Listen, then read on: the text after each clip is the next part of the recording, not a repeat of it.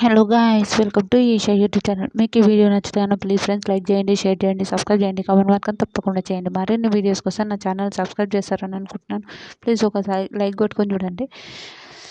తనుజ ఇమాన్యుయల్, మనీష్ వచ్చి ఇమాన్యుయల్కి ఇస్తాడు. ఇమాన్యుయల్కి ఇచ్చినప్పుడు తనుజను నామినేషన్ చేశాడు మన ఇమాన్యుయల్ నామినేషన్ చేస్తుంటే తనుజ ఫస్ట్ నుంచే నాకు సపోర్ట్ లేదు అని అంటుంటుంది.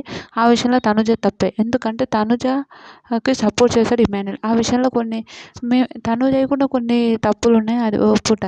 తర్వాత బొమ్మల టాస్క్లో నేను షాక్ అయిపోయాను. రామ్కి ఇచ్చింది, నేను అంత ఆడుతుంటే కూడా రామ్కి ఇచ్చింది, నాకు అస్సలు కరెక్ట్ అనిపించలేదు అని చెప్పి రామ్కి ఇచ్చింది అని చెప్తాడు. రామ్కి ఇచ్చిందంటే ఆల్రెడీ ఆ వీడియోలో తనుజ వాళ్ళకి ఇచ్చేసే అని చెప్తాడు మన ఇమాన్యుయల్. కానీ తనుజని ఆ మాట నాకు ఆ పాయింట్ కరెక్ట్ అనిపించలేదు, అసలు కరెక్ట్ అనిపించలేదు. ఇంకొక పాయింట్ చెప్తాను తనుజని. ఓకే, ఇంకొక పాయింట్ ఏం చెప్తానంటే వాళ్ళు ఇమాన్యుయల్ ఏంటంటే వెరీ గుడ్.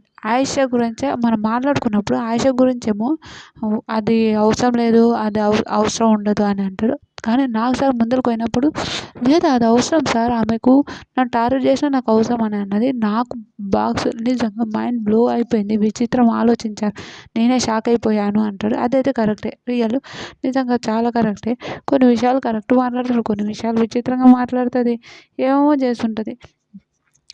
అదైతే సూపర్. అయితే ఆమె మాట్లాడుతుంటుంది, ముందు విను, నువ్వే చెప్పావు, అబ్బా డబల్ గేమర్, అబ్బా సూపర్, డబల్ గేమర్ ఆడుతున్నాడుగా, ఇప్పుడు డబల్ గేమర్ ఆడుతున్నాడు అని చెప్తుంటుంది తనుజ. అప్పుడు ఇంకా వాళ్ళిద్దరికి బాగా గొడవ అవుతుంటుంది. లాస్ట్కి ఆమెను నామినేషన్ చేసేస్తాడు. నామినేషన్ చేయడం చాలా బాగా అనిపించింది. మీకేమనిపించిందో కూడా ప్లీజ్ కమెంట్ చేయండి. ఇలాంటి వీడియోస్ మరిన్ని కావాలంటే నా ఛానల్ సబ్స్క్రైబ్ చేసుకోండి అబ్బా ప్లీజ్.